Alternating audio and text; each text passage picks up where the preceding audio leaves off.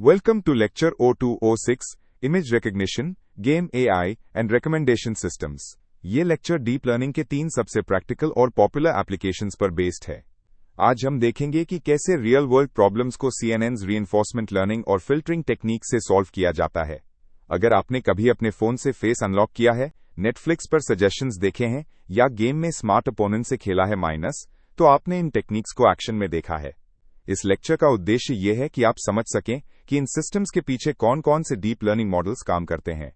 हम image recognition में convolutional networks की पावर को देखेंगे, गेम एआई में RL एजेंट्स कैसे काम करते हैं ये समझेंगे, और रिकमेंडेशन इंजन्स कैसे आपकी पसंद को प्रिडिक्ट करते हैं इस पर भी डिटेल में बात करेंगे।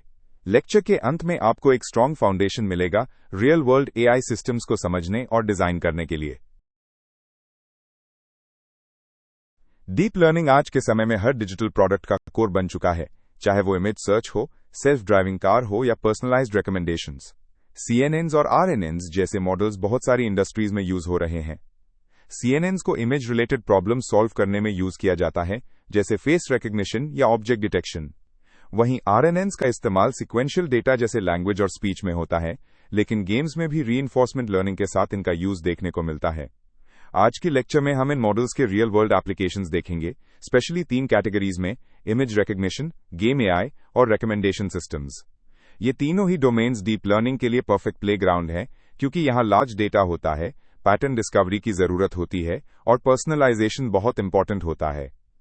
लेक्चर का उद्देश्य थियोरेटिकल समझ के साथ साथ प्रैक्टिकल एक्सपोजर देना है, ताकि आप फ्यूचर में इन टूल्स का यूज कर सकें। अब बात करते हैं डीप लर्निंग की कुछ मेजर एप्लीकेशंस की। इमेज क्लासिफिकेशन और डिटेक्शन आज की सबसे कॉमन कंप्यूटर विजन टास्क्स हैं, चाहे वो गूगल फोटोज हो या Facebook photo tagging. Real time facial recognition भी एयरपोर्ट सिक्योरिटी, फोन अनलॉक और सर्वेलेंस में यूज हो रहा है। गेमिंग में एआई अपोनेंट्स को स्मार्ट बनाने के लिए रीइंफोर्समेंट लर्निंग यूज होता है, जो स्ट्रैटेजी खुद से लर्न करते हैं। रिकमेंडेशन सिस्टम्स का तो आप डेली यूज करते हैं, जैसे Amazon पर प्रोडक्ट सजेशंस या नेटफ्लिक्स पर मूवी रिकमेंडेशंस। स्पीच और टेक्स्ट जनरेशन भी डीप लर्निंग की कैपेबिलिटीज हैं, जैसे चैट जीपीटी या voice assistants. Language translation, fraud detection in banking और मेडिकल डायग्नोसिस जैसे हेल्थ केयर एप्लीकेशंस भी डीप लर्निंग से पॉसिबल हो गए हैं।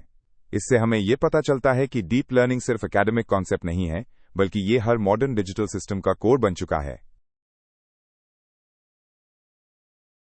इमेज रिकग्निशन डीप लर्निंग का सबसे विजिबल और इंपैक्टफुल एप्लीकेशन है।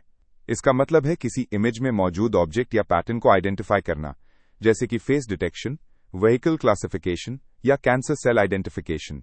ये प्रोसेस मैन्युअली करना स्लो और इनएक्यूरेट होता है, इसलिए CNNs जैसे मॉडल्स ऑटोमैटिकली पैटर्न्स को सीखते हैं और विजुअल टास्क्स को ऑटोमेट कर देते हैं। हेल्थ केयर में एक्सरे और MRI स्कैन को क्लासिफाई करने के लिए CNNs यूज होते हैं। रिटेल में प्रोडक्ट ट्रैकिंग और सर्वेलेंस में फेस रिकग्निशन। इमेज रिकग्निशन के लिए लेबल डेटा जरूरी होता है, जैसे कि थाउजेंड्स ऑफ कैट और डॉग इमेजेस जिनके साथ करेक्ट लेबल दिया गया हो। मॉडल इन इमेजेस से पैटर्न सीखता है और नए इमेजेस पर प्रिडिक्शंस करता है। एक्यूरेसी ट्रेनिंग डेटा की क्वालिटी और क्वांटिटी पर डिपेंड करती है, इसलिए हाई परफॉर्मेंस मॉडल्स को large and diverse data sets की जरूरत होती है। जब हम इमेज रिकग्निशन की बात करते हैं, तो सबसे पहला स्टेप होता है फीचर एक्सट्रैक्शन। हर इमेज पिक्सल से बनी होती है और इन पिक्सल्स में पैटर्न्स छिपे होते हैं। CNNs इन पिक्सल्स पर फिल्टर्स अप्लाई करके फीचर्स निकालते हैं, जैसे कि एजेस, शेप्स और टेक्सचर्स। इससे फीचर मैप्स बनते हैं जो इमेज के की इंफॉर्मेशन को हाईलाइट करते हैं। लेकिन मॉडल को ट्रेन करने के लिए लेबल डेटा चाहिए, यानी इमेज और उसका करेक्ट लेबल। यह सुपरवाइज लर्निंग कहलाता है। डाइवर्स डेटा सेट होने से मॉडल बायस नहीं करता। अगर सभी इमेजेस सिमिलर बैकग्राउंड से हैं, तो मॉडल जनरलाइज नहीं कर पाएगा। इसलिए हम डेटा ऑगमेंटेशन जैसे टेक्निक्स यूज करते हैं, जैसे रोटेट करना, जूम करना, फ्लिप करना, ताकि मॉडल हर सिचुएशन में अच्छा परफॉर्म कर सके। इस अप्रोच को इमेज क्लासिफिकेशन, सेगमेंटेशन और डिटेक्शन में इस्तेमाल किया जाता है। CNNs या convolutional neural networks deep learning का सबसे पावरफुल मॉडल है विजुअल डेटा के लिए। ये मॉडल्स फिल्टर्स अप्लाई करते हैं जो इमेज से पैटर्न्स डिटेक्ट करते हैं, जैसे lines, curves, corners. Pooling layers special dimension को रिड्यूस करती हैं, जिससे प्रोसेसिंग फास्टर होती है और ओवरफिटिंग अवॉइड होता है। फिर फ्लैटनिंग और फुली कनेक्टेड लेयर्स आती हैं, जो एक्सट्रैक्टेड फीचर्स को कंबाइन करके फाइनल डिसीजन देती हैं। मल्टी क्लास आउटपुट के लिए सॉफ्टमैक्स फंक्शन यूज किया जाता है। CNNs को डेटा सेट्स जैसे MNIST digit images, CIFAR10 object images और ImageNet large scale object database पर ट्रेन किया जाता है। प्रैक्टिकल एग्जाम्पल, जब आप गूगल में कोई इमेज सर्च करते हैं और रिलेटेड इमेजेस दिखती हैं, वो CNN मॉडल की प्रिडिक्शन होती है। CNNs आज mobile apps, robotics, autonomous vehicles और इवन मेडिकल डिवाइसेस तक में यूज किए जा रहे हैं। ऑब्जेक्ट डिटेक्शन और इमेज सेगमेंटेशन, ये दो एडवांस्ड कंप्यूटर विजन टास्क्स हैं जो CNN से भी आगे जाते हैं। क्लासिफिकेशन में सिर्फ ये पता चलता है कि इमेज में क्या है, लेकिन डिटेक्शन बताता है कि ऑब्जेक्ट कहां है। एग्जाम्पल, एक ड्रोन इमेज में मल्टीपल व्हीकल्स को डिटेक्ट करना और उनके चारों तरफ बाउंडिंग बॉक्सेस ड्रॉ करना। सेगमेंटेशन और भी डिटेल्ड होता है, इसमें हर पिक्सल को क्लासिफाई किया जाता है। उदाहरण के लिए, एक ब्रेन स्कैन में ट्यूमर वाले हर पिक्सल को हाईलाइट करना। टूल्स जैसे YOLO, you only look once, SSD और फास्टर RCNN ऑब्जेक्ट डिटेक्शन के लिए यूज होते हैं। इन मॉडल्स को लेबल्ड बाउंडिंग बॉक्सेस या पिक्सल मास्क्स के साथ ट्रेन किया जाता है। इवैल्यूएशन मैट्रिक्स में इंटरसेक्शन ओवर यूनियन IOU का यूज होता है। ये system self driving cars, surveillance और इंडस्ट्रियल ऑटोमेशन जैसे हाई प्रिसिजन टास्क्स में यूज किए जाते हैं। OpenCV और TensorFlow-, ये दो मोस्ट इंपॉर्टेंट टूल्स हैं जो image based deep learning applications में यूज होते हैं। OpenCV एक ओपन सोर्स लाइब्रेरी है जो बेसिक इमेज प्रोसेसिंग टास्क्स को हैंडल करता है, जैसे कि इमेज रीड करना, रीसाइज करना, कलर कन्वर्जन और एज डिटेक्शन। TensorFlow एक डीप लर्निंग फ्रेमवर्क है जिसे गूगल ने डेवलप किया है। इसमें आप CNN और दूसरे मॉडल्स बना सकते हैं, ट्रेन कर सकते हैं और डिप्लॉय कर सकते हैं। जब आप एक फेस रिकग्निशन सिस्टम बनाते हैं तो OpenCV इमेज कैप्चर और प्री प्रोसेसिंग के लिए यूज होता है और TensorFlow से मॉडल प्रिडिक्ट करता है कि ये फेस किस पर्सन से मैच करता है। पाइथन लैंग्वेज में इन दोनों टूल्स का बहुत अच्छा सपोर्ट है। रियल लाइफ एप्लीकेशंस जैसे अटेंडेंस सिस्टम, सर्वेलेंस सिस्टम और बायोमेट्रिक लॉगिन इन टूल्स से पॉसिबल हुए हैं। स्टूडेंट्स और डेवलपर्स के लिए ये टूल्स इंडस्ट्री रेडी और फ्रीली अवेलेबल हैं, जिससे सीखना और इम्प्लीमेंटेशन आसान होता है। Face recognition systems deep learning का सबसे फैसिनेटिंग और हाई इंपैक्ट एप्लीकेशन है। इसका यूज बायोमेट्रिक ऑथेंटिकेशन, सर्वेलेंस और सिक्योरिटी सिस्टम्स में किया जाता है। प्रोसेस 3 की स्टेप्स में डिवाइड होता है। पहले फेस को डिटेक्ट किया जाता है, फिर उस फेस से फेशियल फीचर्स का एम्बेडिंग निकाला जाता है, like distance between eyes, shape of nose, ETC, और अंत में इस एम्बेडिंग को एग्जिस्टिंग डेटाबेस से मैच किया जाता है। फॉर एग्जाम्पल, जब आप अपने स्मार्टफोन से फेस अनलॉक करते हैं तो ये प्रोसेस मिलीसेकेंड्स में होता है। पॉपुलर फेस रिकग्निशन मॉडल्स जैसे FaceNet और डीप CNNs पर बेस्ड होते हैं और बहुत हाई एक्यूरेसी अचीव करते हैं। लेकिन इसमें कुछ चैलेंजेस भी हैं, जैसे कि lighting conditions, face angle, occlusion जैसे चश्मा या मास्क पहनना। प्राइवेसी कंसर्न्स भी एग्जिस्ट करते हैं, क्योंकि बिना कंसेंट फेस डेटा कलेक्ट करना एथिकल इशू बन सकता है। इसलिए ऐसे सिस्टम्स का यूज थॉटफुल और लीगली कंप्लायंट होना चाहिए। गेम AI डीप लर्निंग का एक ऐसा क्षेत्र है जहां इंटेलिजेंस और क्रिएटिविटी दोनों की जरूरत होती है। जब आप किसी गेम में ओपोनेंट से खेलते हैं जो हर बार नया तरीका अपनाता है या आपकी स्ट्रैटेजी को अडैप्ट करता है, वो सब गेम AI के कारण पॉसिबल होता है। ट्रेडिशनल गेम AI सिर्फ रूल्स पर बेस्ड होता था, जैसे कि अगर प्लेयर यहां जाए तो एनिमी अटैक करे। लेकिन आज के गेम्स में डीप लर्निंग की मदद से NPCs नॉन प्लेयर कैरेक्टर्स खुद से सीखते हैं कि कैसे खेलना है। ये रियल टाइम डिसीजन मेकिंग को इंप्रूव करता है और गेम को चैलेंजिंग बनाता है। गेम AI सिर्फ एनिमी बिहेवियर तक लिमिटेड नहीं है, ये एनवायरमेंट डायनामिक्स, रिसोर्स एलोकेशन और इवन प्लेयर पर्सनलाइजेशन को भी कंट्रोल कर सकता है। जैसे स्ट्रैटेजी गेम्स में AI प्लेयर्स रिसोर्सेज गैदर करते हैं और वॉर स्ट्रैटेजी बिल्ड करते हैं। डीप लर्निंग से ये सिस्टम्स डायनामिक, अडैप्टिव और रियलिस्टिक बनते हैं। गेम AI को 2 ब्रॉड कैटेगरीज में डिवाइड किया जाता है, रूल बेस्ड एजेंट्स और learning agents. Rule based agents fix logic पर काम करते हैं, जैसे कि अगर प्लेयर करीब आए तो शूट करो। ये प्रिडिक्टेबल होते हैं और बहुत जल्दी बोरिंग लग सकते हैं। वहीं दूसरी तरफ लर्निंग एजेंट्स कंटिन्यूअसली एनवायरनमेंट से सीखते हैं। ये एजेंट्स फीडबैक के बेसिस पर डिसीजन मेकिंग इंप्रूव करते हैं। रीइंफोर्समेंट लर्निंग जैसे मेथड्स इन एजेंट्स को गेम एनवायरनमेंट में बार बार खेलने और रिवॉर्ड के हिसाब से बिहेवियर चेंज करने की एबिलिटी देते हैं। उदाहरण के लिए, एक रेसिंग गेम में लर्निंग एजेंट खुद से सीख सकता है कि कब ब्रेक लगाना है और कब एक्सेलरेट करना है।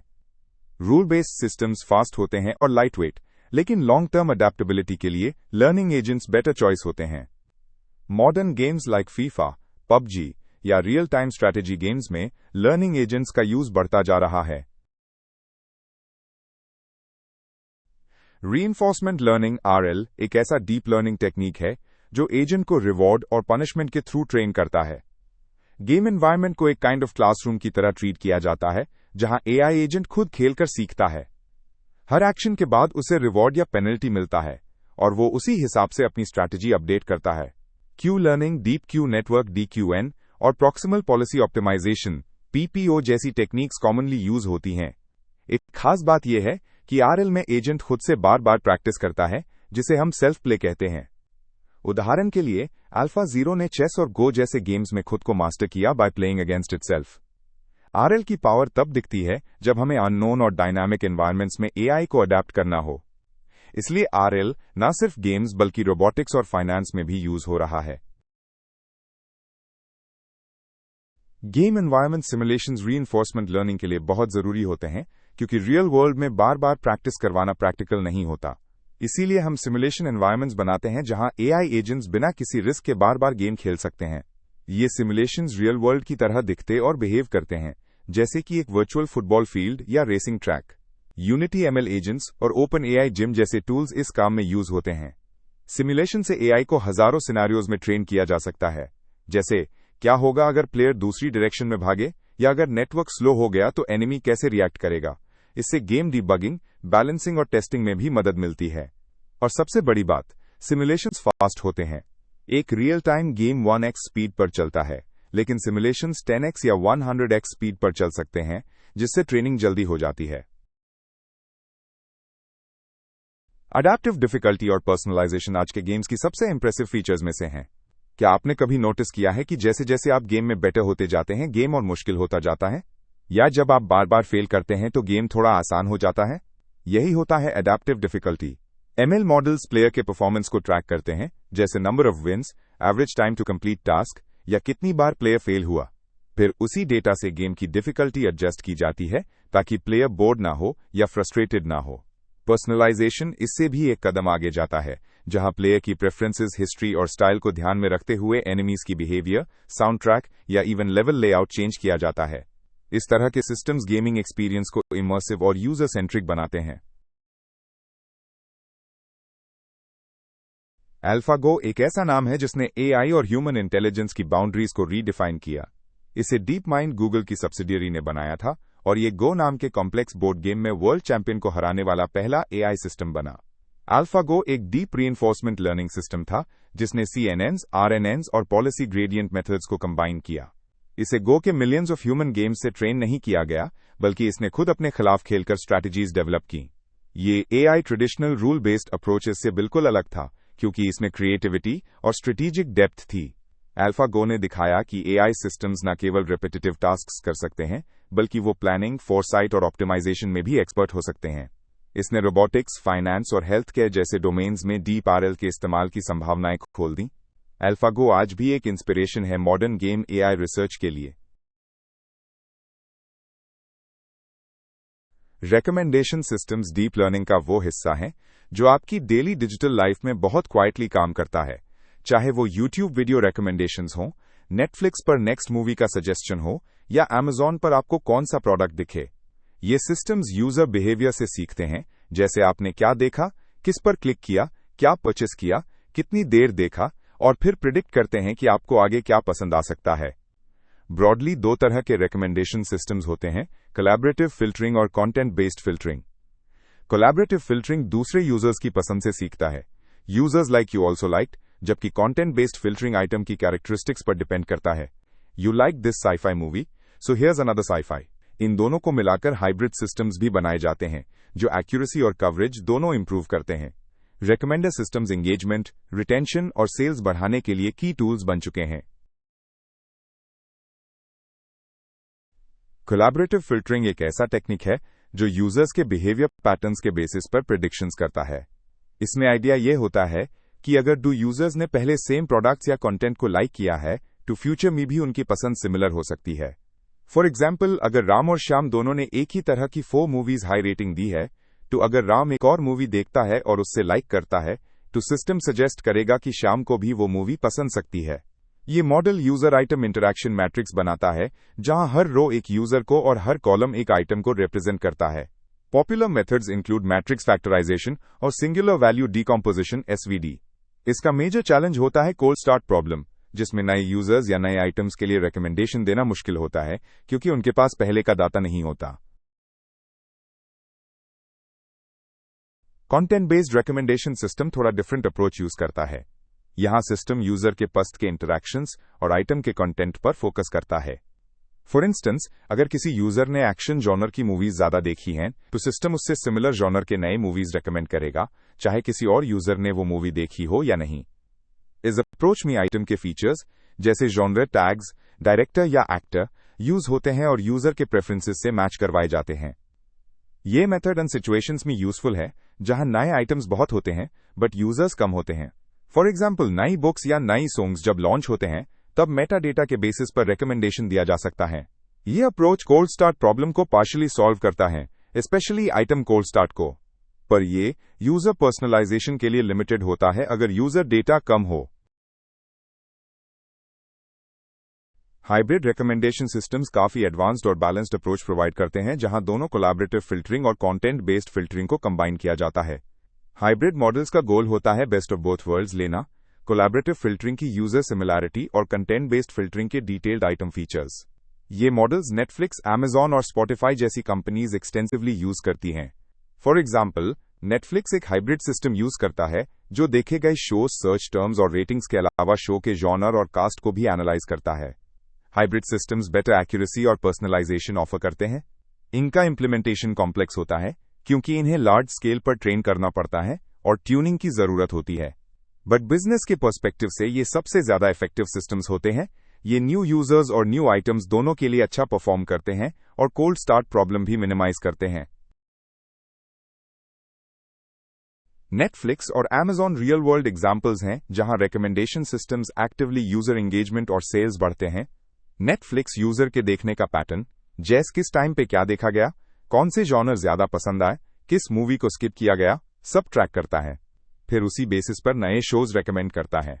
ये रिकमेंडेशन सिर्फ कंटेंट तक लिमिटेड नहीं होते, बल्कि थंबनेल्स, ऑटोप्ले सजेशंस और इवन नोटिफिकेशंस तक पर्सनलाइज्ड होते हैं।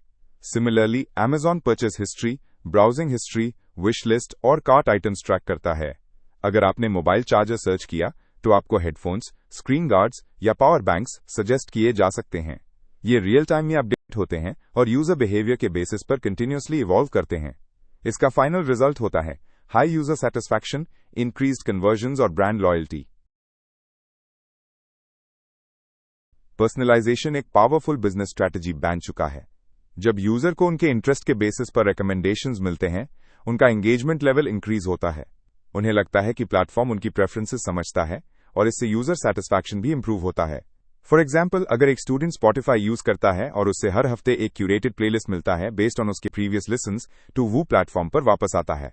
ये लॉयल्टी क्रिएट करता है। बिजनेसेस के लिए पर्सनलाइजेशन का डायरेक्ट इम्पैक्ट रेवेन्यू, रिटेंशन और वर्ड ऑफ माउथ प्रमोशन पर पड़ता है।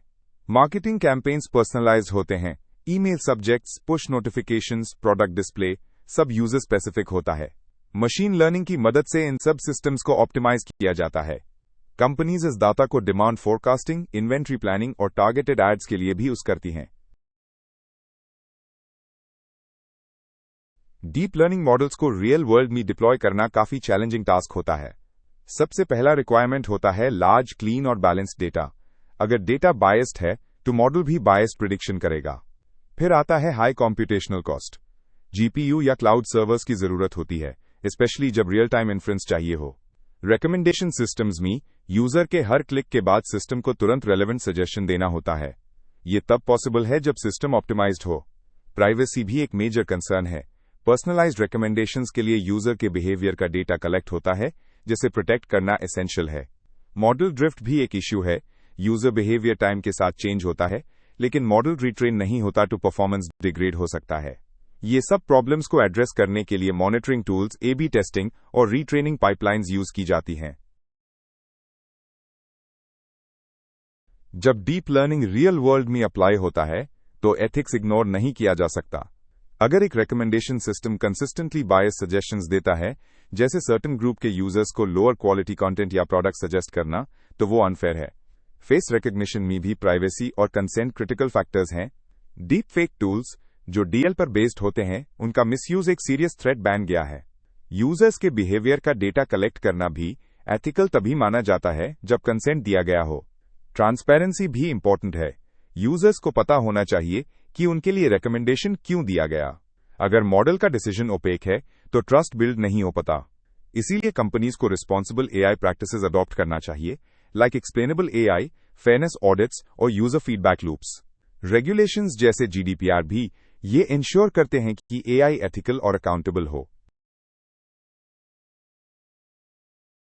आज के लेक्चर में हमने एक्सप्लोर किया डीप लर्निंग के 3 major application areas: image recognition, game AI और रिकमेंडेशन सिस्टम्स। इमेज रिकग्निशन के लिए सीएनएन्स का यूज होता है, जिसमें इमेज के फीचर्स एक्सट्रैक्ट करके उसका लेबल प्रिडिक्ट किया जाता है। गेम एआई में रीइंफोर्समेंट लर्निंग और एनवायरनमेंट सिमुलेशन का यूज होता है, जिसमें एजेंट रिवॉर्ड बेस्ड लर्निंग करता है। अल्फागो जैसे एग्जाम्पल्स इस फील्ड में रेवोल्यूशनरी रहे हैं।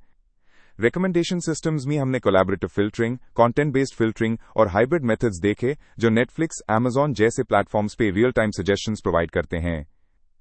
इन तीनों एप्लीकेशंस में कॉमन फैक्टर है लर्निंग फ्रॉम डेटा, पर्सनलाइजेशन और कंटिन्यूअस इंप्रूवमेंट। प्रैक्टिकल इंप्लीकेशंस काफी वाइड हैं, from retail to education to security. Job market में यह स्किल्स की हाई डिमांड है। सो अब समय है प्रैक्टिस करने का, टूल्स एक्सप्लोर करने का और एआई सिस्टम्स बनाने का जो रियल वर्ल्ड में इंपैक्टफुल हो सके। स्लाइड 25 एक कंसाइज समरी देता है तीनों मेजर डीप लर्निंग एप्लीकेशंस का: इमेज रिकग्निशन, गेम एआई और recommendation systems.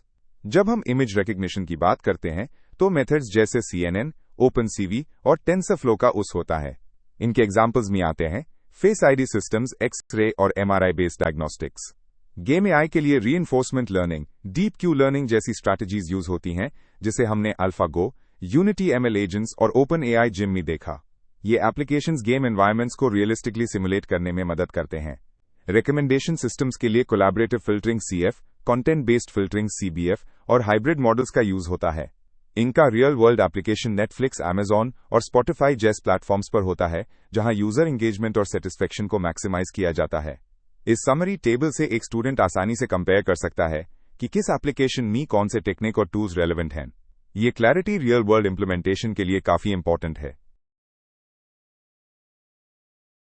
Assignments conceptual understanding को डीपन करने के लिए बहुत इंपॉर्टेंट होते हैं।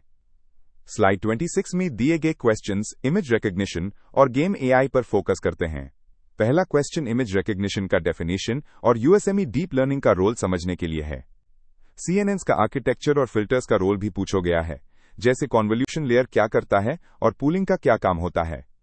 फेस रिकग्निशन के स्टेप्स जेस डिटेक्शन, एम्बेडिंग और matching real world use cases से डायरेक्टली जुड़े हुए हैं। गेम एआई में रूल बेस्ड एजेंट्स और लर्निंग एजेंट्स का कंपैरिजन स्टूडेंट्स के थिंकिंग को ब्रॉडन करेगा।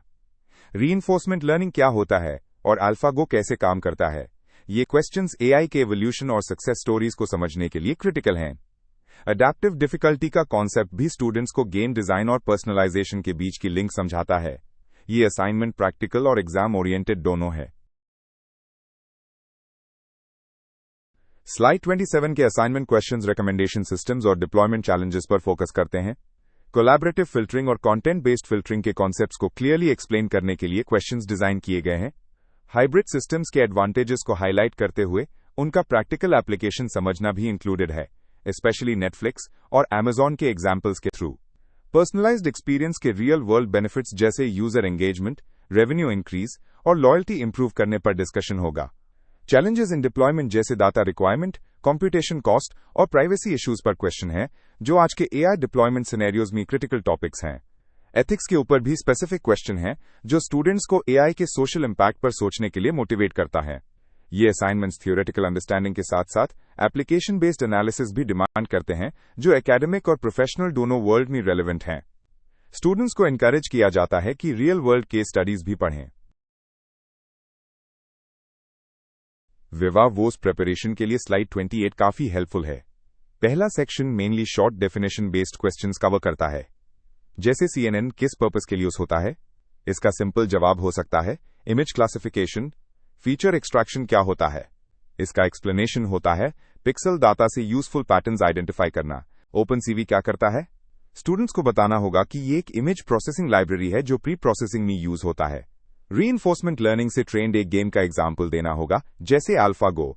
गेम सिमुलेशन का मतलब होता है एक कंट्रोल्ड एनवायरनमेंट जहां एआई ट्रेन होता है रिपीटेडली। कोलैबोरेटिव फिल्टरिंग और कोल्ड स्टार्ट प्रॉब्लम के concepts short yet precise answers require करते हैं। ये विवा क्वेश्चंस बेसिक से मॉडरेट लेवल के हैं और कोर कॉन्सेप्ट्स को टेस्ट करते हैं। इनका रेगुलर रिवीजन स्टूडेंट्स के कॉन्फिडेंस को बढ़ाता है, स्पेशली सेमेस्टर एग्जाम के पहले। स्लाइड 29 के विवा क्वेश्चंस थोड़ा एडवांस्ड होते जा रहे हैं। जीआरयू क्या है? जीआरयू यानी गेटेड रिकरेंट यूनिट, एक सिंप्लीफाइड एलएसटीएम वर्जन। सीएनएन और आरएनएन का कंपैरिजन पूछो गया है, तो स्टूडेंट्स को आंसर देना होगा कि सीएनएन स्पेशियल डाटा के लिए होता है और आरएनएन सीक्वेंशियल डाटा के लिए। वैनिशिंग ग्रेडियंट प्रॉब्लम क्या होता है, ये एक्सप्लेन करते वक्त स्टूडेंट्स को मेंशन करना चाहिए कि ग्रेडियंट बैक प्रोपेगेशन में 0 के पास चला जाता है, जिससे मॉडल पुरानी इंफॉर्मेशन याद नहीं रख पाता। बैच साइज का मतलब होता है एक अपडेट के लिए उस होने वाले डेटा सैंपल्स का ग्रुप। ऑप्टिमाइजर का एग्जाम्पल आदम या एसजीडी मेंशन कर सकते हैं। ड्रॉपआउट का यूज ओवरफिटिंग कंट्रोल करने में होता है। आरएनएन क्या याद रखता है? पास्ट इनपुट्स या टेम्पोरल कॉन्टेक्स्ट। सीएनएन कहाँ उस होता है? इमेज रिकग्निशन या ऑटोनोमस ड्राइविंग। ये विवा कंसेप्चुअल क्लैरिटी के लिए डिजाइन किया गया है। पिछले स्लाइड्स में हमने एक्सप्लोर किया डीप लर्निंग का real world impact, image recognition के लिए सीएनएन्स का यूज, गेम इंटेलिजेंस के लिए रीइंफोर्समेंट लर्निंग का यूज और रिकमेंडेशन सिस्टम्स में फिल्टरिंग टेक्निक्स का यूज। ये 3 एप्लीकेशन एरियाज विजन, गेमिंग और पर्सनलाइजेशन मॉडर्न एआई सिस्टम्स के पिलर्स हैं। स्टूडेंट्स को समझना चाहिए कि एआई सिर्फ थियोरी नहीं है, ये हर दिन के एप्स और सर्विसेज में इंप्लीमेंटेड है। अगला लेक्चर जो आने वाला है वो है asterisk into computer vision fundamentals asterisk, जिसमें पिक्सल्स, कलर स्पेसेस और इमेज रिप्रेजेंटेशन के फाउंडेशनल टॉपिक्स कवर होंगे। ये ट्रांजिशन इंपॉर्टेंट है क्योंकि इमेज बेस्ड मॉडल्स का परफॉर्मेंस डायरेक्टली डिपेंड करता है इनपुट इमेजेस की क्वालिटी और रिप्रेजेंटेशन पे। So students should revise what we've learned so far and be ready to dive deeper into the visual world of computer vision in the next lecture.